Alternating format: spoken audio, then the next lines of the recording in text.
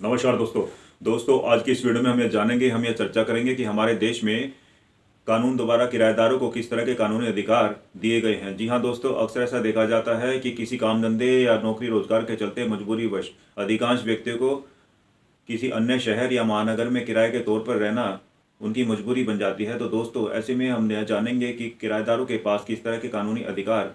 कानून दोबारा दिए। तो यदि कोई व्यक्ति किसी दूसरे व्यक्ति से उसका घर मकान फ्लैट किराए के तौर पर लेता है, तो ऐसे में कानूनी तौर पर यह अनिवार्य है या आवश्यक है कि मकान मालिक और किराएदार के बीच में एक लिखित रेंट एग्रीमेंट, एक लिखित किरायानामा बनवाया जाना चाहिए। दोस्तों, ऐसे में स्पष्ट तौर पर यह लिखा जाना चाहिए कि मकान मालिक और किराएदार के बीच में किराए की राशि कितनी तय की गई है, कितनी फिक्स की गई है, ताकि दोस्तों भविष्य में कोई मकान मालिक अपने किराएदार से उस तय की गई रकम से ज़्यादा किराया वसूल ना कर सके। दोस्तों, इसके अलावा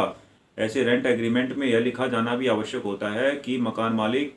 कितने समय के लिए, कितने महीने के लिए, कितने वर्षों के लिए अपना घर मकान ऐसे किराएदार को किराए पर दे रहा है, ताकि भविष्य में ऐसे में मकान मालिक को समय को लेकर, समय सीमा को लेकर कोई विवाद पैदा ना हो। दोस्तों, रेंट एग्रीमेंट में यह भी लिखवाया जाना आवश्यक होता है कि यदि दोनों पक्षों के बीच में एडवांस के तौर पर कोई राशि ली गई है तो वह राशि भी लिखी जानी चाहिए। दोस्तों, यदि रेंट एग्रीमेंट की किरायानामा की समय सीमा समाप्त हो जाने के बाद, खत्म हो जाने के बाद कोई मकान मालिक अपने घर मकान पर अपने पुराने किराएदार को किराएदार के तौर पर रखना चाहता है, तो ऐसे में मॉडल टेनेंसी एक्ट की धारा 5 के अनुसार अब यह आवश्यक है कि मकान मालिक को एक नया रेंट एग्रीमेंट बनवाना पड़ेगा। दोस्तों, यदि कोई मकान मालिक अपने घर मकान से किराएदार को बाहर निकालना चाहता है और उसे बेदखल करके अपना कब्जा अपने घर मकान पर वापस पाना चाहता है, तो दोस्तों ऐसे में मकान मालिक को यह ध्यान रखना चाहिए, यह जान लेना चाहिए कि वह बल का प्रयोग करके या कोई गैर कानूनी तरीके से ज़बरदस्ती अपने किराएदार को अपने घर मकान से बाहर निकाल नहीं सकता है। यह एक अपराध की श्रेणी में आता है। तो दोस्तों मॉडल टेनेंसी एक्ट 2021 की धारा 21 और 22 में अब यह लिखित प्रावधान कर दिया गया है कि यदि कोई मकान मालिक अपने घर मकान से किराएदार को निकालना चाहता है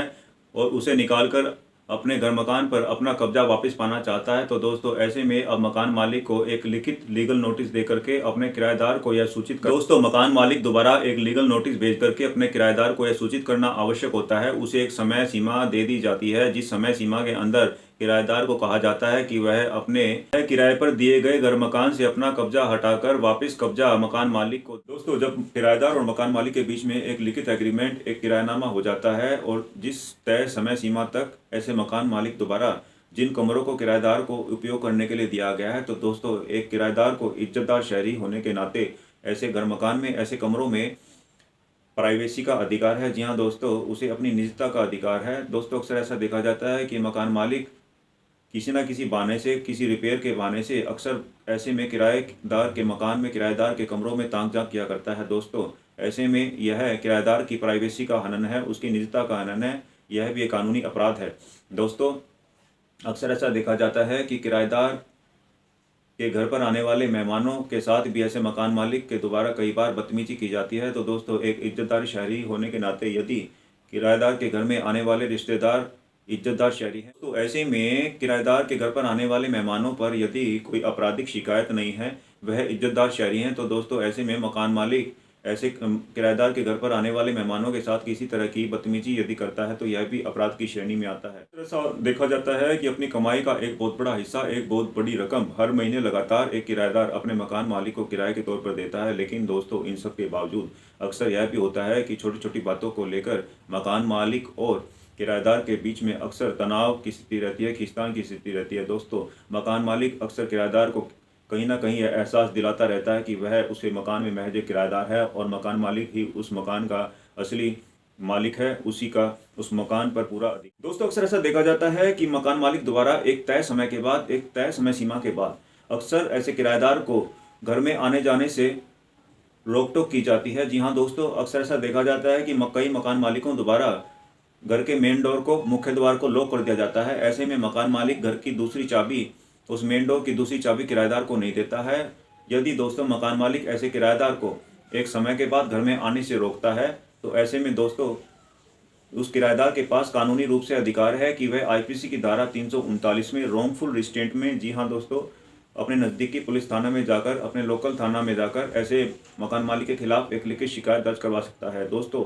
यदि ऐसे मकान मालिक के द्वारा मेन डोर मुख्य द्वार को बंद कर दिया गया है और किराएदार को अंदर बंदी बनाकर रखा गया है, किराएदार को घर से बाहर निकालने पर वह रोक टोक लगाता है, उसे मना करता है, तो दोस्तों ऐसे में किराएदार उसे बंदी बनाने के आधार पर, जी हाँ दोस्तों, आईपीसी की धारा 340 रोंगफुल कन्फाइनमेंट के आधार पर, ऐसे में वह किराएदार अपने मकान मालिक के खिलाफ लोकल पुलिस थाना में आईपीसी की धारा 340 में एक लिखित शिकायत, एक रिटर्न कंप्लेंट दे सकता है। दोस्तों आईपीसी की धारा 340 में ऐसे मकान मालिक के खिलाफ, ऐसे मकान मालिक को 1 महीने से लेकर के 1 साल की कठोर सजा का प्रावधान है। दोस्तों अक्सर ऐसा देखा जाता है कि एक किराएदार के साथ में अक्सर कोई महिला, बहन, बेटी या पत्नी रहती है। दोस्तों अक्सर कुछ मकान मालिकों द्वारा किराएदार की सहमति के बिना, किराएदार की मर्जी के बिना यदि उस कमरे के बाहर या कमरे के अंदर सीसीटीवी कैमरा लगाए जाते हैं, दोस्तों ऐसे में मकान मालिक द्वारा यह किराएदार की निजता का, प्राइवेसी का उल्लंघन है। दोस्तों ऐसे में उस महिला द्वारा आईपीसी की धारा 354C में, जी हाँ दोस्तों, आईपीसी की धारा 354C में निजता के हनन में महिला एक लिखित शिकायत ऐसे मकान मालिक के खिलाफ करवा सकती है। दोस्तों ऐसे में 354C आईपीसी में ऐसे मकान मालिक के खिलाफ 3 साल से लेकर 7 साल तक की कठोर सजा का प्रावधान है और आर्थिक दंड का भी प्रावधान है। जी हाँ दोस्तों,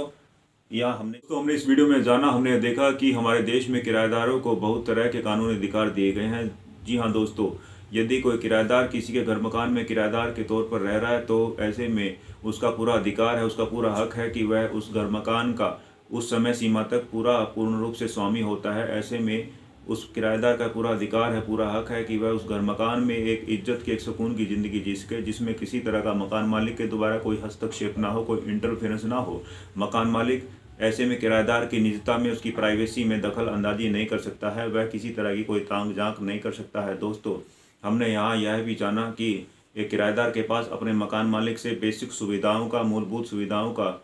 पाने का अधिकारी है। ऐसे में मकान मालिक से वह बिजली, पानी और पार्किंग की सुविधा को पाने का अधिकारी है। दोस्तों यदि किसी कारणवश, किसी परिस्थिति के चलते कोई किराएदार अपने मकान मालिक को 1 महीना या उससे ज़्यादा समय तक किराया देने में असमर्थ है, तो ऐसे में भी मकान मालिक उस किराएदार को बिजली, पानी की, पार्किंग की सुविधा से वंचित नहीं कर सकता है। दोस्तों हमने इस वीडियो में यह भी जाना कि किराएदार के घर मकान में आने वाले रिश्तेदारों, मेहमानों से मकान मालिक किसी तरह की बदतमीजी नहीं कर सकता है, वह भी एक आपराधिक श्रेणी का मामला है। दोस्तों हमने इस वीडियो में यह भी देखा कि मकान मालिक किराएदार पर अपनी मनमर्जी से किसी तरह की बेबुनियाद उल्टी सीधी शर्तों को थोप नहीं सकता। दोस्तों हमें पूरी उम्मीद है, हमें पूरी आशा है कि हमारे द्वारा दी गई इस जानकारी से किराएदारों को उनके कानूनी अधिकारों का पता चला होगा। तो दोस्तों कानून की जानकारी से भरपूर ऐसे ही और वीडियोस पाने के लिए आपसे मेरा अनुरोध है कि आप मेरे चैनल कानून टुडे को ज़्यादा से ज़्यादा शेयर कीजिए, लाइक कीजिए, सब्सक्राइब कीजिए। धन्यवाद।